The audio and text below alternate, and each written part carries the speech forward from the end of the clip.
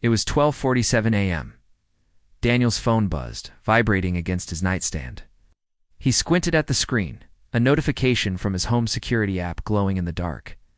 Movement detected, backyard. A chill ran down his spine. Unrelated to the late-night air. He lived completely alone, miles from the nearest neighbor, with nothing but an endless, dark forest surrounding his property. The kind of place where you feel safe because no one knows you're there, ... or completely terrified for the exact same reason. With a trembling thumb, he opened the app. The live feed from the backyard camera flickered to life. And there, just at the edge of the trees, was a figure. It was perfectly still, a dark silhouette against the deeper black of the woods, staring directly toward the house. His heart hammered against his ribs. He fumbled for the control panel within the app, his fingers slick with sweat, and switched on the floodlights. The backyard was instantly bathed in harsh white light, but there was nothing. The figure was gone. Vanished, as if it had melted back into the shadows. He let out a shaky breath, trying to convince himself it was just a glitch. Maybe an animal, a deer perhaps.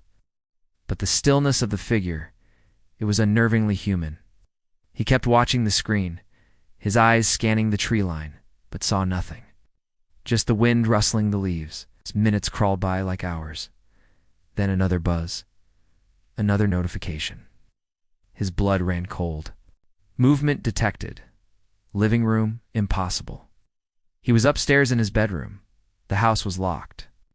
There was no way anyone could be inside. He strained his ears, listening for any sound, a creak, a footstep, anything. But there was only silence. A heavy, suffocating silence. He grabbed his phone again, his hands shaking so violently he almost dropped it. He turned on the audio feed from the living room camera. That's when he heard it. Slow, wet breathing. It wasn't his own panicked gasps. It was something else, something inside his house. Panic took over. He scrambled out of bed, not daring to make a sound, and slipped into the adjoining bathroom, locking the door behind him. He huddled in the corner, his back pressed against the cold tiles, and dialed 911. His voice a frantic, barely audible whisper as he begged for help. The dispatcher's calm voice was a world away. As he whispered his address, the breathing on the audio feed moved. It was getting closer. He could hear it through the phone, and he could almost feel it through the floorboards. It was just outside the bedroom now. Then, right outside the bathroom door. The doorknob twisted once, a sharp, metallic click in the dead quiet. Then it stopped.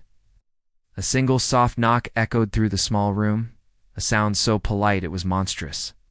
He held his breath, praying they couldn't hear his heart trying to beat its way out of his chest.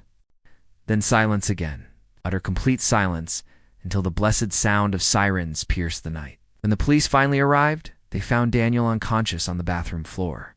The door was still locked from the inside. They discovered a single trail of muddy footprints leading from the edge of the woods, straight to his back door, which was now slightly ajar.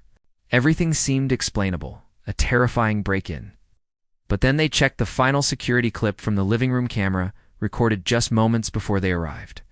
It showed a pale, gaunt face pressing close to the lens, its eyes wide and dark, whispering into the microphone, "Us, you shouldn't have turned on the light." If you found this story as chilling as I did, make sure to hit that like button and subscribe to the channel for more terrifying tales. Don't forget to click the notification bell so you never miss a new video. Thank you so much for watching, and I'll see you in the next one. Stay safe.